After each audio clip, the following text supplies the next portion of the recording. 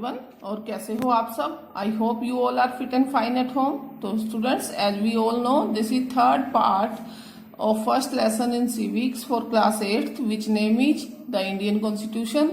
तो स्टूडेंट्स, अगर आपने अभी तक मेरे चैनल को सब्सक्राइब नहीं किया है तो प्लीज कर दें और बेल आइकन को भी प्रेस कर दें so that you can get new updates on time. And one more thing students, video को कंप्लीट देखें और कमेंट बॉक्स में कमेंट भी जरूर करें कि आपको अच्छे से समझ आ गया। Let's start our chapter. तो स्टूडेंट्स, इससे पहले इस लेसन के 2 पार्ट्स हम कंप्लीट कर चुके हैं। यदि अभी तक आपने वो नहीं देखे हैं तो चैनल की प्लेलिस्ट में जाकर देख सकते हो एंड डिस्क्रिप्शन बॉक्स में भी लिंक प्रोवाइड किया जाएगा, आप चाहे तो वहां से भी देख सकते हो। Let's start our chapter and in this video we will discuss book page number 8 and book page number 7 पर हमने देखा था कि कॉन्स्टिट्यूशन हमें क्यों चाहिए। तो वही अब हम यहाँ कंटिन्यू कर रहे हैं कि कॉन्स्टिट्यूशन की नीड क्या है हमें और किन कंडीशन में हमें कॉन्स्टिट्यूशन की ज्यादा नीड हो रही है। तो another important function that a constitution plays in a democracy to ensure that a dominate group does not use its power against other less powerful people और ग्रुप्स।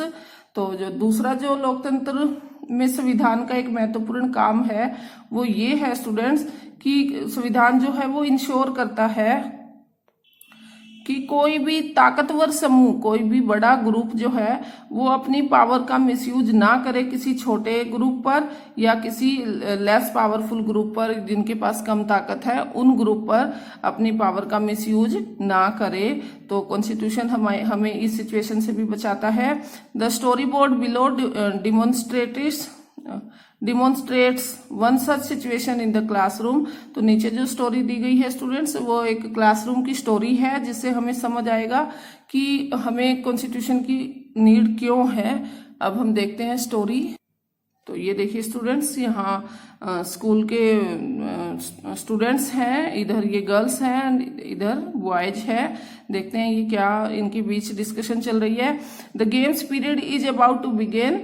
तो इनका गेम का पीरियड जो है वो शुरू होने वाला है, शुरू हुआ है। Let's play basketball today for a change. तो अब गर्ल्स जो है वो कह रही है कि चलो आज क्यों ना बास्केटबॉल खेलते हैं जिससे कि क्या हो जाएगा, कुछ अलग हो जाएगा, कुछ चेंज हो जाएगा। और बॉयज कह रहे हैं no we will play cricket, नहीं हम तो क्रिकेट खेलेंगे। अब जो उनका टीचर है, the teacher decides to settle the problems with a show of hands. Teacher ने डिसाइड किया कि वो इस प्रॉब्लम को सेट कर देंगी कि सभी अपने अपने हाथ उठाओ कि कौन क्या खेलना चाहता है। तो obviously there are more boys in the class. अब लड़की के माइंड में आया कि बिल्कुल इससे तो जो है बॉयज ही जीतेंगे क्योंकि क्लास में ज्यादा बॉयज है, तो जो हैंड रेज होंगे वो ज्यादा बॉयज के ही होंगे। तो यहाँ देखिए बॉयज खुश हो गए, ही वी हैव वोन कि हम जीत गए। अब गर्ल्स जो है वो कह रही हैं we always have to do what the boys want because they are in majority. तो हमें हमेशा वही मानना पड़ता है जो बॉयज कहते हैं क्योंकि वो मेजोरिटी है उनकी। मेजोरिटी मतलब वो संख्या में क्या है, ज्यादा है, और लड़कियां जो है वो कम है। Ma'am should think of another way to make decision so that our wishes are also heard. तो मैम को एक अलग तरीके से भी सोचना चाहिए जिससे कि हमारी भी जो मन की इच्छा है वो पूरी हो सके। तो बिल्कुल सही बात है स्टूडेंट्स ये कि हर बार हमें मेजोरिटी की ना सोचकर मिनोरिटी की भी सोचनी चाहिए। कई बार हम डिसीजन जो लेते हैं वो इसी वे पर ले लेते हैं कि ज्यादा लोग क्या चाहते हैं, बट जो कम लोग चाहते हैं वो भी तो हमें फॉलो करना चाहिए। तो अब आगे देखते हैं ये किस तरीके से कॉन्स्टिट्यूशन के साथ जुड़ा। Such unhealthy situations can occur in democratic societies too। तो ऐसे जो अस्वस्थ जो हालात हैं वो हमारी लोकतांत्रिक समाज के साथ भी जुड़े होते हैं स्टूडेंट्स, या समाज में भी होते हैं। where a majority can continuously enforce decisions that exclude minorities and go against their interest। यानी कि हमारे समाज में भी ऐसा होता है जहां पर मेजोरिटी जो होती है, मतलब जो लोग संख्या में ज्यादा होते हैं, वो अपने डिसीजन जो है वो थोपते हैं किस पर, मिनोरिटीज पर, मतलब जो लोग संख्या में कम है और उनके इंटरेस्ट से मतलब कि मेजोरिटी को कोई लेना देना नहीं होता। As the above storyboard illustrates, every society is prone to this tyranny of the majority। तो जैसा कि हमने इस ऊपर स्टोरी में देखा, तो हमने यही देखा कि ये जो था कि मेजोरिटी में जो निरकुशता है, टेरेनी मतलब निरकुशता की, जिनकी संख्या ज्यादा है उनकी पावर पर कोई अंकुश नहीं है, उन्हीं के डिसीजन फॉलो हो रहे हैं। तो ये काफी बार हमारी सोसाइटी में होता है। The constitution usually contains rules that ensure that minorities are not excluded from anything that is routinely available to the majority. तो कॉन्स्टिट्यूशन हमें इस चीज के लिए भी इंश्योर करता है कि मिनोरिटी के साथ ऐसा बिल्कुल नहीं होगा कि जिस चीज के लिए मेजोरिटी के पास जो चीज आसानी से उपलब्ध है और वो चीज मिनोरिटी को ना मिले, तो ये संविधान में नहीं है, तो संविधान इसके फेवर में नहीं है। तो यहाँ भी हमें कॉन्स्टिट्यूशन की जरूरत हुई, किसकी प्रोटेक्शन के लिए? मिनोरिटी की प्रोटेक्शन के लिए। Another reason why we have a constitution is precisely to prevent this tyranny or domination by the majority of a minority। तो दूसरा जो रीजन है कि हमें कॉन्स्टिट्यूशन क्यों चाहिए, वो है कि हमें इस निरकुशवाद को खत्म करना है जो मेजोरिटी के पास है, यानी मेजोरिटी अपनी पावर का यूज कर रही है मिनोरिटी के ऊपर। This can refer to one community dominating another. और ऐसा ही कई बार कम्युनिटी में भी होता है, मेजोरिटी का तो है ही है, साथ में कम्युनिटी का भी, मतलब कोई एक बड़ा समुदाय है, वो कुछ भी हो सकता है, किसी एक कास्ट का या किसी एक रिलीजन का, वो डोमिनेटिंग करता है अनदर को, यानी किसी दूसरे छोटे कम्युनिटी को वो दबाने की कोशिश करता है, जिसे कि इंटर कम्युनिटी डोमिनेशन कहते हैं, यानी कि जिसे अंतर सामुदायिक वर्चस्व कहते हैं। और members of the one community dominating others with in the same community. और जब एक कम्युनिटी के मेंबर जो है वो अपनी ही कम्युनिटी के लोगों को दबाने की कोशिश करते हैं, तो उसे इंट्रा कम्युनिटी डोमिनेशन कहते हैं। तो स्टूडेंट्स, ये अंतर सामुदायिक वर्चस्व कहलाता है। तो ऐसा काफी बार होता है कि कोई एक बड़ी कम्युनिटी जो है वो एक छोटी कम्युनिटी को दबाने की कोशिश करती है, और कई बार एक कम्युनिटी अपनी ही कम्युनिटी के लोगों को दबाने की कोशिश करती है। वो किसी भी तरीके से हो सकता है कि अगर एक कम्युनिटी में ज्यादा रिच पीपल है तो वो पुअर पीपल के फेवर में कभी भी अपना डिसीजन नहीं लेंगे, इस तरीके से। The third significant reason why we need a constitution is to save us from our self. यानी कि तीसरा जो महत्वपूर्ण कारण है कि हमें संविधान क्यों चाहिए, वो है कि हम खुद को अपने आप से बचा सके। अब खुद को अपने आप से कैसे बचाना है? This may sound strange but what is meant by this is that we might at times feel strongly about an issue that might go against our larger interest, and the constitution helps us guard against this। तो ये बात सुनने में जरा सी हमें अजीब लगेगी, असल में इसका मतलब ये है कि कई बार हम मतलब किसी मुद्दे को इतने तीखे ढंग से सोचने लगते हैं, जैसे कि हमारे विचार जो है वो किसी के हित के लिए हो सकते हैं या फिर किसी के नुकसान के लिए हो सकते हैं। तो look at the story board below to understand this better. तो नीचे एक स्टोरी दी गई है जिसके द्वारा हम इसको और अच्छे से समझ सकते हैं कि ये क्या कहना चाहता है। तो ये देखिए स्टूडेंट्स, अब हम इस स्टोरी को रीड करते हैं। Shabnam is in a fix, she has a decision to make. तो शबनम जो है वो दुविधा में है कि उसे क्या तय करना है।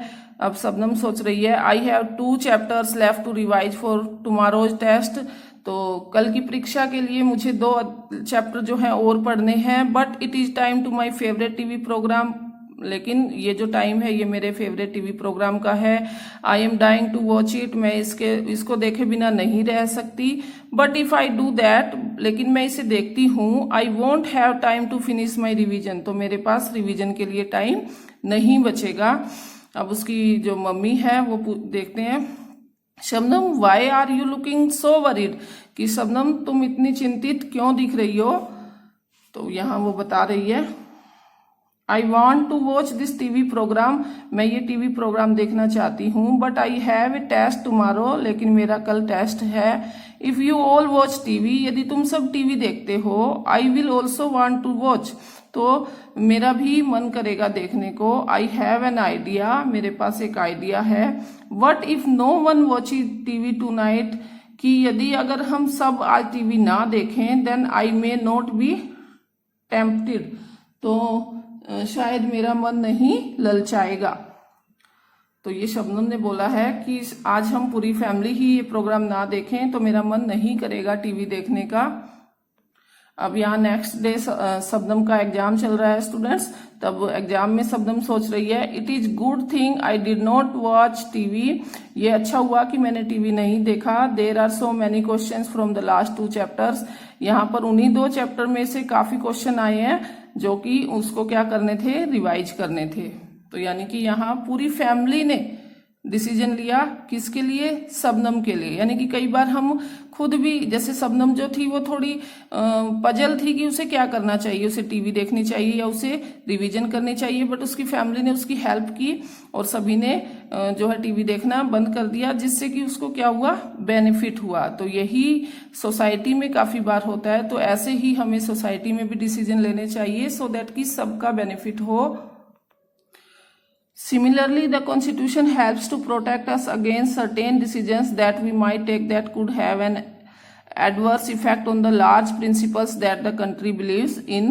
तो संविधान हमें ऐसे फैसले लेने से भी रोकता है जिससे हम किसी बड़े सिद्धांत को हम क्या हो, ठेस पहुंचती हो, या जिसमें हमारा देश जो है वो आस्था रखता हो। फॉर एग्जाम्पल, जैसे कि एग्जाम्पल देखते हैं, it is possible that many people who live in democracy, की ये संभव है कि डेमोक्रेसी में जो लोग रहते हैं, might come to strongly feel that party politics has become so acrimonious that we need a strong detector to set this right. यानी कि ये कह रहा है कि ये संभव है कि डेमोक्रेसी में जो ज्यादा जो लोग हैं वो ये सोचते हो कि एट प्रेजेंट उनकी जो रूलिंग पार्टी है, पार्टी पॉलिटिक्स मतलब जो उनकी रूलिंग पार्टी है वो जो है वो ज्यादा विकृत हो चुकी है, मतलब वो अच्छे से काम नहीं कर रही है, वो अपना कंट्रोल बढ़ा रही है, या वो लोगों की वेलफेयर के लिए काम नहीं कर रही है। तो हो सकता है बहुत से लोग ये सोचें कि ऐसा कोई तानाशाह आना चाहिए, डिटेक्टर आना चाहिए, जो कि ये सब जो मनमर्जी है पॉलिटिकल पार्टी की वो क्या हो जाए, ठीक हो जाए। Swept by this emotion they may not realise that in the long run dictatorial rule goes against all their interest, जबकि वो ये नहीं सोच पाते कि उनका ये लिया गया डिसीजन जो है ये ज्यादा लंबा नहीं चलेगा, क्योंकि जो तानाशाही अगर सरकार आ गई तो वो क्या करेगा, उनके सारे ही इंटरेस्ट खत्म कर देगा। जैसे कि नेपाल में जब मोनार्क सिस्टम था, राजा के पास पावर थी सारी, तो लोगों का इंटरेस्ट क्या हो गया था, राजा के अंदर खत्म हो गया था। वो क्या चाहते थे, वो एक कॉन्स्टिट्यूशन अलग से चाहते थे। A good constitution does not allow these whims to change its basic structure। तो एक अच्छा संविधान जो है वो देश की बुनियादी संरचना को चेंज करने से बचाता है इस तरीके से।